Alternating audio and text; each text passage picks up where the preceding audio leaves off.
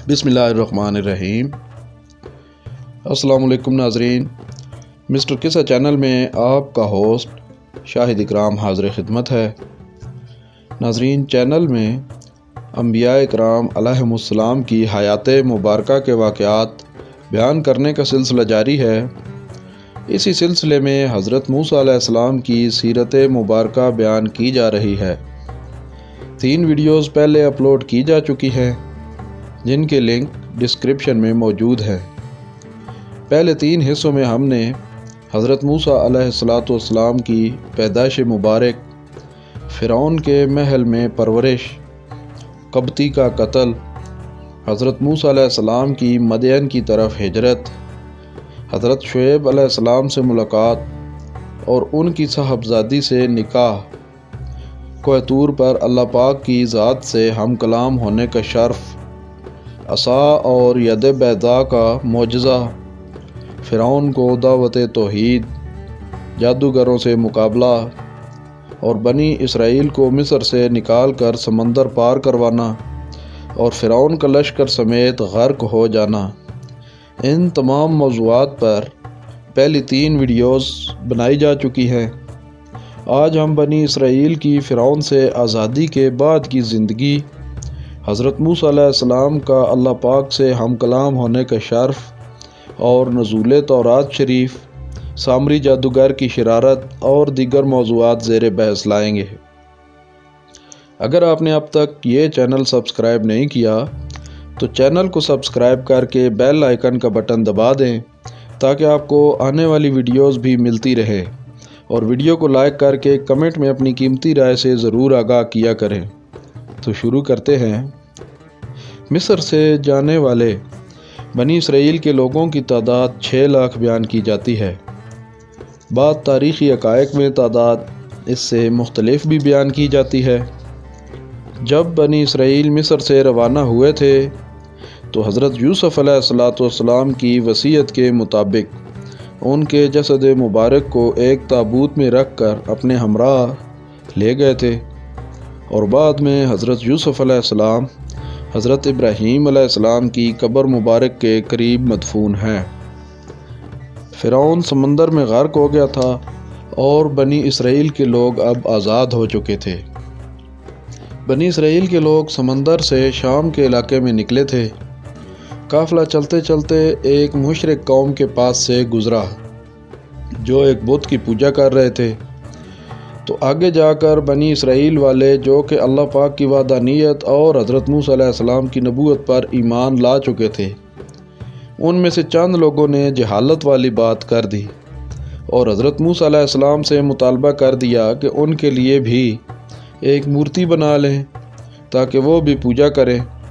तो हज़रत मूसा अलैहिस्सलाम ने उनको डांटा और समझाया कि ये लोग जो मूर्ति की पूजा कर रहे हैं गलत कर रहे हैं। अल्लाह पाक वहदहू ला शरीक है और शिर्क को पसंद नहीं करता है। याद रखो, इबादत सिर्फ़ अल्लाह पाक की करनी चाहिए, उसके साथ किसी को भी शरीक नहीं बनाया जा सकता। ये बात चंद बनी इसराइल के जाहिल लोगों ने की थी। बनी इसराइल हज़रत मूसा अलैहिस्सलाम की रहनुमाई में चलते चलते बैतुल मुक़द्दस के करीब पहुँच गए। बैतुल मुक़द्दस में एक जाबिर कौम आबाद थी। हज़रत मूसा अलैहिस्सलाम ने बनी इसराइल को हुक्म दिया कि फ़लस्तीन में दाखिल हो जाओ और उन कौमों के साथ जंग करो और उन्हें बैतुल मुक़द्दस से मार भगाओ, क्योंकि ये शहर अल्लाह पाक ने तुम्हारे लिए लिख दिया है। लेकिन बनी इसराइल ने इनकार कर दिया और जिहाद से मुँह मोड़ लिया। अल्लाह ताला ने उन पर खौफ मुसल्लत कर दिया और उन्हें तिया के सहरा में भटकता छोड़ दिया। वो उसमें एक अरसे तक खाना बदोशों की तरह एक जगह से दूसरी जगह मुंतकिल होते रहे और तकरीबन 40 साल तक उन्हें फ़लस्तीन में दाखिल होना नसीब ना हुआ। जब बनी इसराइल वालों ने लड़ने से इनकार कर दिया था और हज़रत मूसा अलैहिस्सलाम को कहा कि आप और आपका रब जाकर लड़ें, तो उस वक्त बनी इसराइल के 2 शख्स जिहाद करना चाहते थे, जिनमें से एक हज़रत यूशे बिन नून अलैहिस्सलाम और दूसरे लब बिन युकना थे। کہا جاتا ہے کہ اس وقت موجود بنی اسرائیل کے جتنے بھی لوگ تھے جو کہ صحرائے طیہ میں بھٹکائے گئے، وہ سب کے سب 40 سال میں اسی صحرا میں فوت ہو گئے۔ ان کی اولادوں کو ہی اس صحرا سے نکلنا نصیب ہوا۔ صرف حضرت یوشع علیہ السلام اور حضرت لب ان میں زندہ رہے۔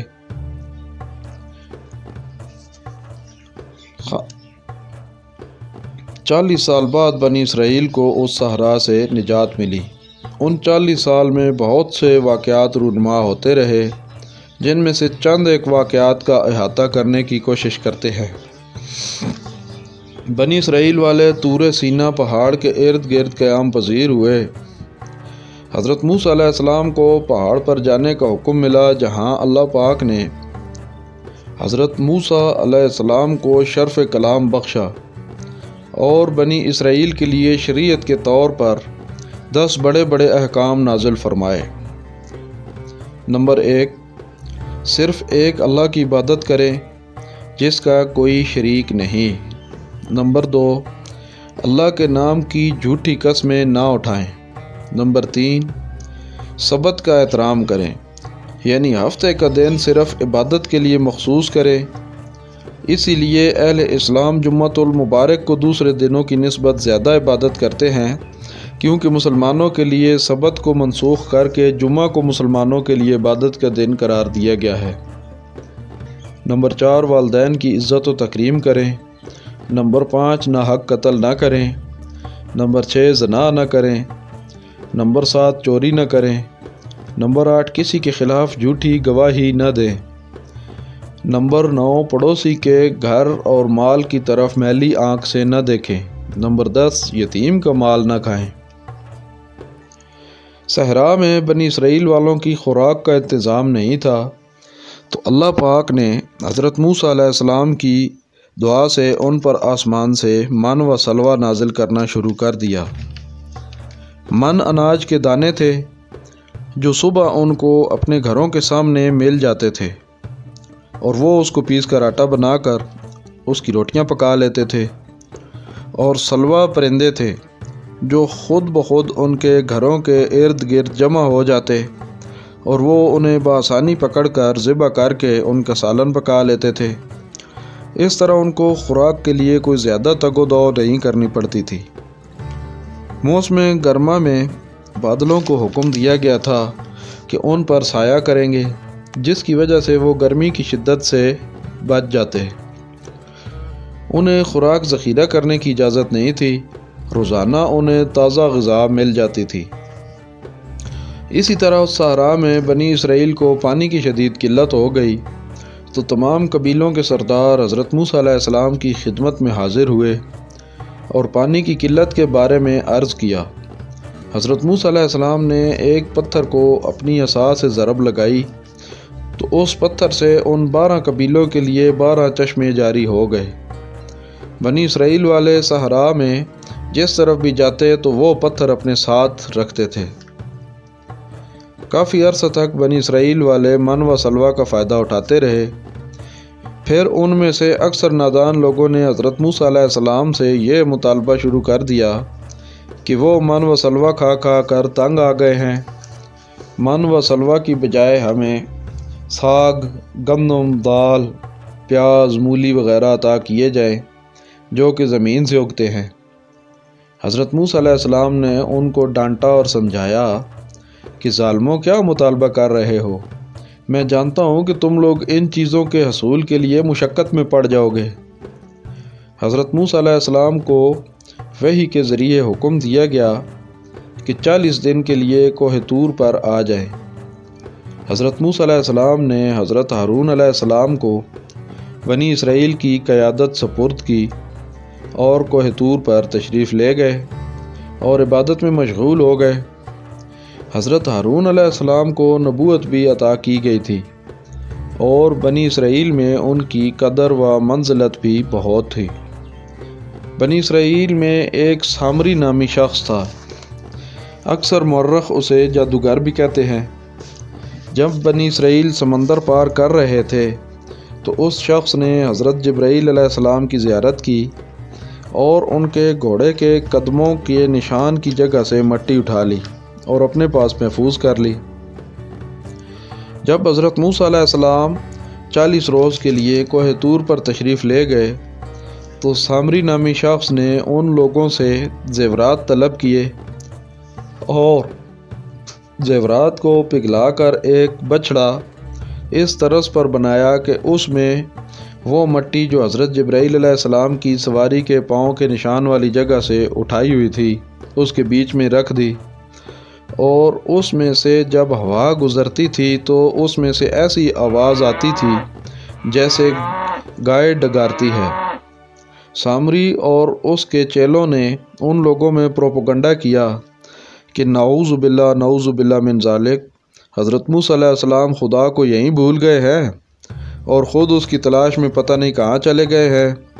ان میں سے اکثر لوگ اس پروپیگنڈا کا شکار ہو گئے اور اس بچڑے کو خدا سمجھ کر اس کی پوجا کرنے لگے۔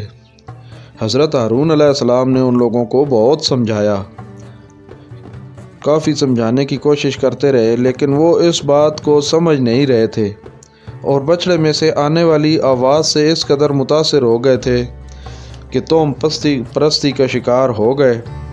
وہ لوگ بچڑے کی پوجا اس طرح کرتے تھے کہ اس کے ارد گرد جمع ہو کر سیٹیاں اور تالیاں بجاتے تھے۔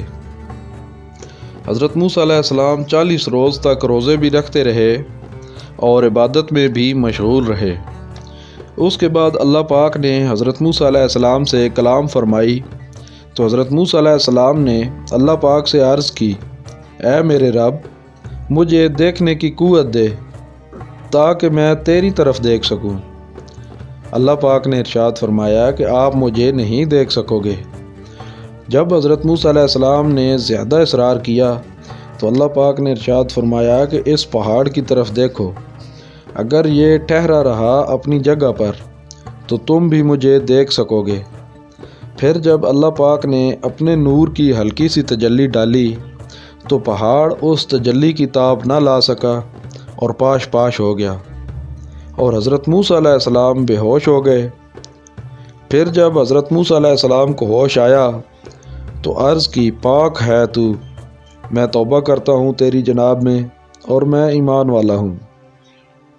اس کے بعد حضرت موسیٰ علیہ السلام کو توریت شریف لکھی لکھائی تختیوں کی صورت میں عطا فرمائی گئی، یعنی یہ پہلی باقاعدہ شریعت تھی جو حضرت موسیٰ علیہ السلام کو عطا فرمائی گئی تھی۔ ان تختیوں میں حلال حرام کی تخصیص کر دی گئی تھی اور گناہوں سے بچنے کے لیے نصیحتیں بھی کی گئی تھی۔ جب حضرت موسیٰ علیہ السلام تورات شریف کی تختیاں لے کر واپس اپنے قبیلہ میں تشریف لائے تو لوگوں کو بچڑے کی پوجا کرتے ہوئے دیکھ کر شدید غصے کا اظہار فرمایا اور حضرت ہارون علیہ السلام کو بھی ڈانٹا کہ آپ نے ان لوگوں کو یہ حرکت کرنے سے کیوں نہیں روکا۔ حضرت ہارون علیہ السلام نے اپنی بے بسی کے بارے میں بتایا کہ یہ لوگ میری بات ماننے کو تیار ہی نہیں تھے۔ حضرت ہارون علیہ السلام نے بتایا کہ یہ سب سامری کی شرارت ہے۔ تو حضرت موسیٰ علیہ السلام نے سامری کو بلایا اور اس سے پوچھا تو اس نے بتایا کہ جب تمام لوگ سمندر میں بنے ہوئے راستوں سے سمندر پار کر رہے تھے تو میں نے حضرت جبرائیل علیہ السلام کو گھوڑے پر سوار دیکھا کہ ان کی سواری کا قدم جس مقام پر بھی پڑتا ہے وہ جگہ شاداب و زرخیز ہو جاتی ہے۔ اس لیے میں نے حیران ہو کر گھوڑے کے قدموں کی مٹی اٹھا لی اور جب میں نے سونے کا بچڑا بنایا اور اس میں یہ مٹی ڈالی تو اس میں اعجاز نمائی آ گئی۔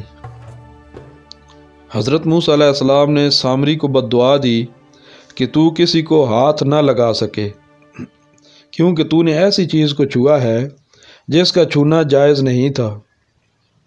یہ سزا تو دنیا میں ہے اور آخرت کی سزا علیحدہ ہوگی۔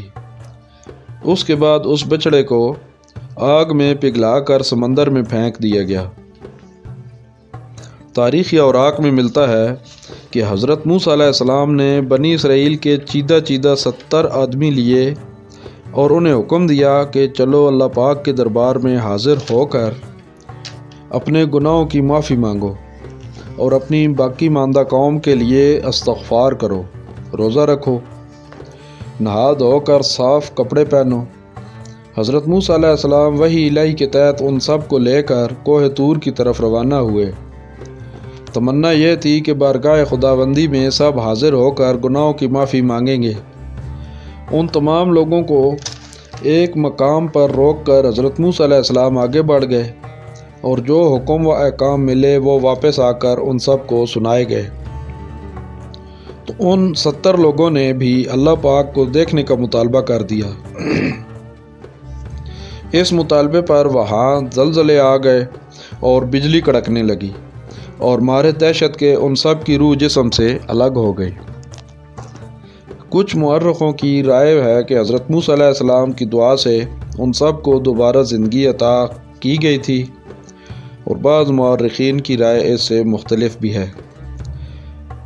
ابھی تک کافی واقعات بیان کرنے باقی ہیں جو کہ انشاءاللہ اگلی ویڈیو میں بیان کیے جائیں گے۔ اگلی ویڈیو میں خاص طور پر بنی اسرائیل کا گائے کی قربانی کا واقعہ اور حضرت موسیٰ علیہ السلام کی حضرت خضر علیہ السلام سے ملاقات کے واقعات بیان کیے جائیں گے۔ اگر آپ نے اب تک یہ چینل سبسکرائب نہیں کیا تو چینل کو سبسکرائب کر کے بیل آئیکن کا بٹن دبا دیں تاکہ آپ کو آنے والی ویڈیوز بھی بر وقت ملتی رہیں، اور کمنٹ میں اپنی قیمتی رائے کا اظہار ضرور کیا کریں۔ اپنا خیال رکھیے گا۔ اللہ حافظ۔